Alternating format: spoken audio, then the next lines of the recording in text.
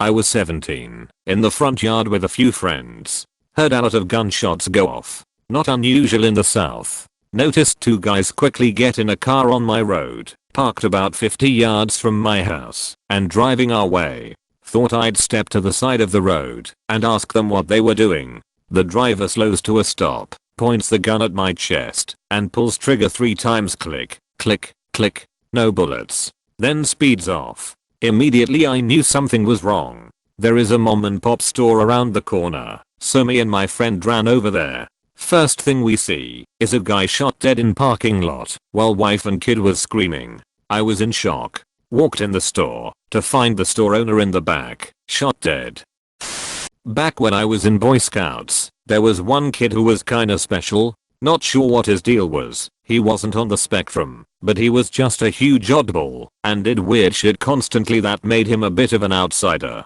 Same age as me, but by the time I was a 6er he was still just another scout. Anyways, we are camping one time, small troop, about 8 of us, and he's chopping wood. I'm cleaning dishes, pots, and pans and such. I can't remember what he was doing to annoy me that time in particular, but I told him to fuck off. He didn't appreciate that, and took a surprise swing at my neck with the wood axe. It was so unexpected and overreactionary that I was just stunned, till I realized there was an axe coming for my freaking neck. Luckily I got the pan I was washing up in time to block it, but the axe cleaved in and got caught in it. Managed to wrench the axe out of his hands with the wedge pan, and the entire thing dissolved into fisticuffs till my friends pulled him away. His dad was one of the leaders and left with him very quickly. Never heard from him since, but I still imagine that axe coming for my head now and again.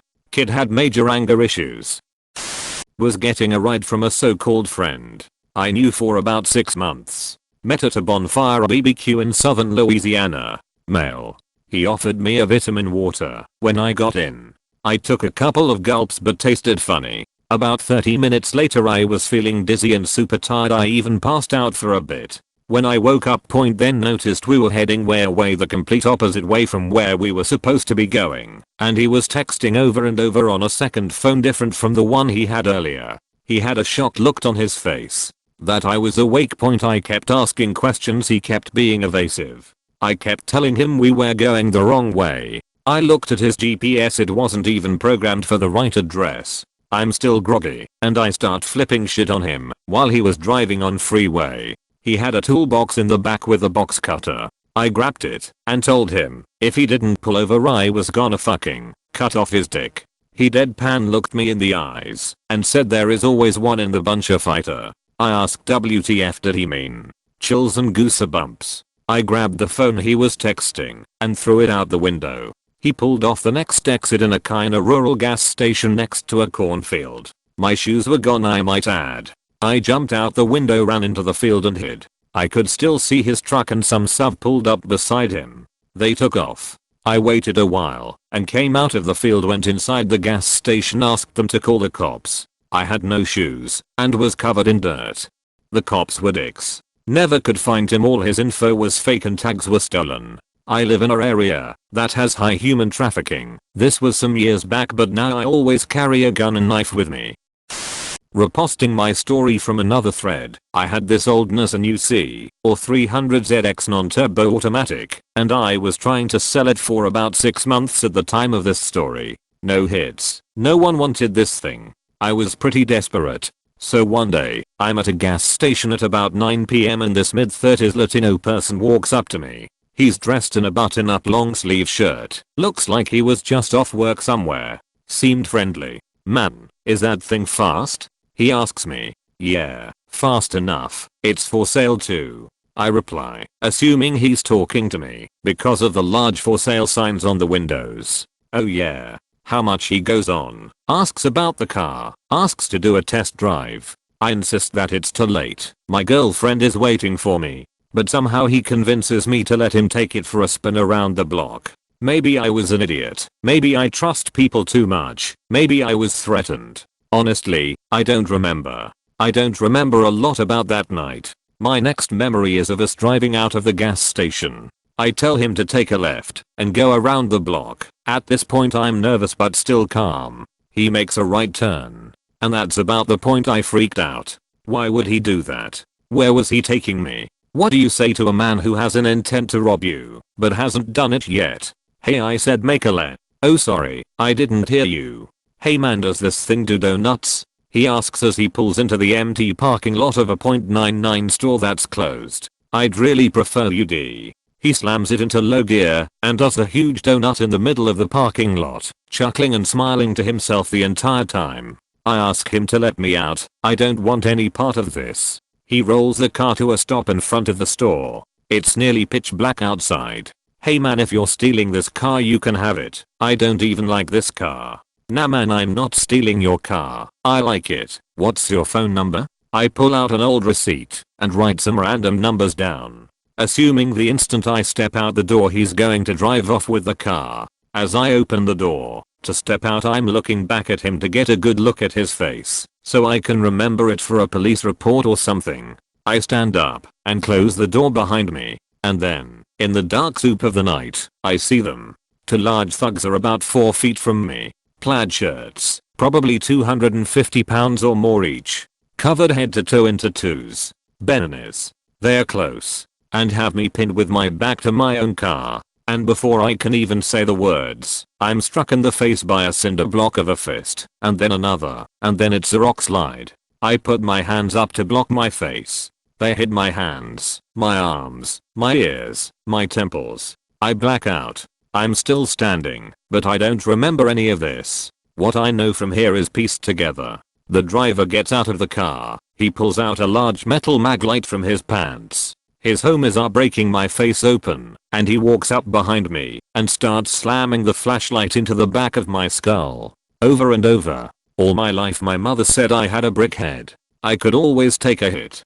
Flashback, when the car was doing donuts in a parking lot the thug assumed was empty, in front of a business he assumed was closed. A small group of ladies were inside doing a weekly clean of the store. One of them called the police about an innocent doing burnouts in their parking lot. And that same lady, I'm atheist but should there be a god, may he bless her soul, she ran out the front door and yelled as these 3 goons were murdering me. They stopped dead in their tracks. The 2 vatos sprinted for their tussle and the driver and his flashlight ran for my Nissan. Run to me, she shouted at a semi-conscious meatloaf wobbling in front of her.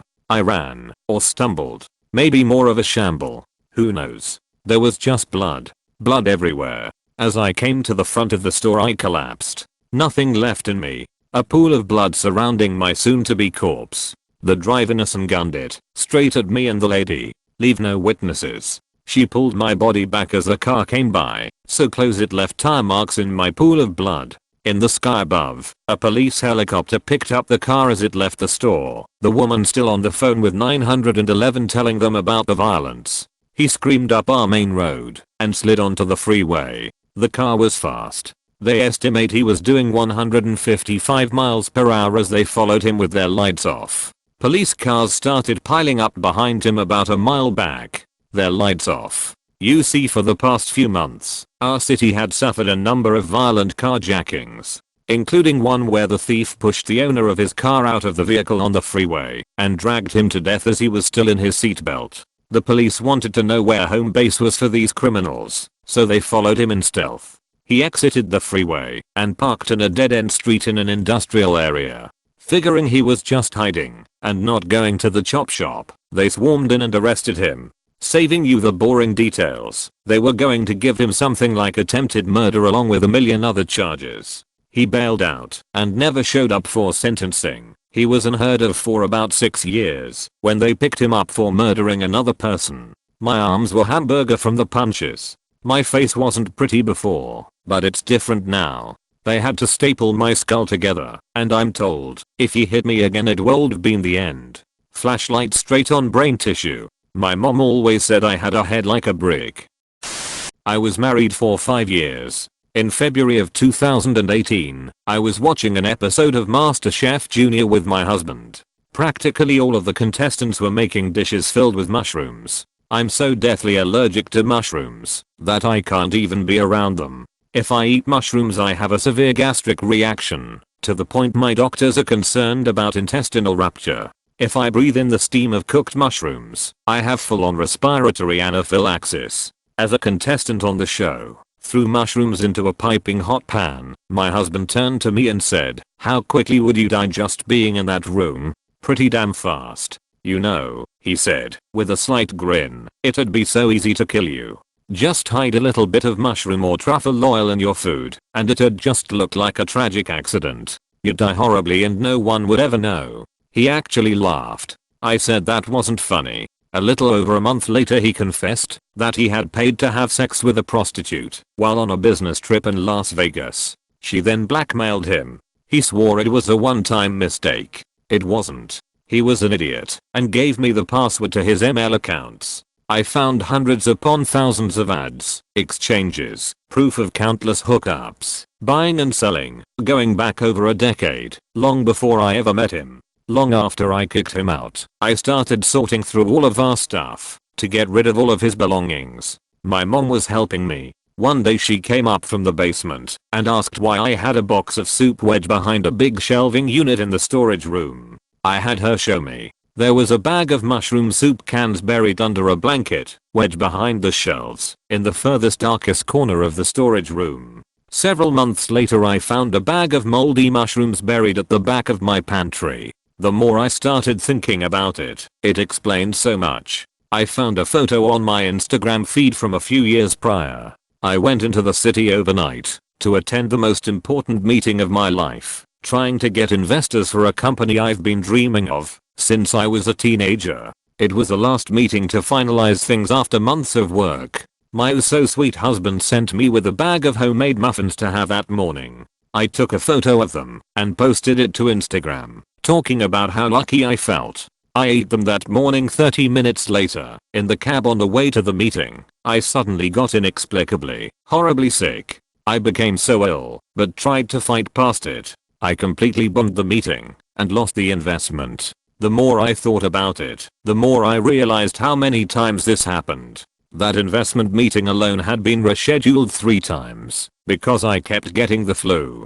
Another investor after that one, rescheduled 4 times. Same reason. I missed my own brother's wedding. My husband kept complaining about not wanting to spend the money to fly across the country for a wedding he didn't want to go to. Surprise surprise, he didn't have to spend the money. I got so inexplicably sick I was in the hospital for 2 weeks. They never did find what was wrong with me, but wouldn't you know it, I got better once I was away from him, in a hospital where he never visited. I firmly believe he was poisoning me to control my behavior, and he was planning to kill me. I thank God my body wouldn't let me sleep or eat for the first few days after he confessed about the prostitute. I thank God I had the mental wherewithal to kick him out of the house before I discovered everything else he'd done. I thank God I was able to get an alarm on my house and that I had the money to buy reinforcing barriers for my doors. Because sure enough, on multiple occasions, he tried to break in.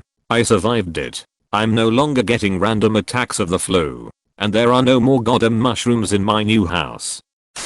Thanks for watching. Subscribe for more daily 6 PM Reddit uploads.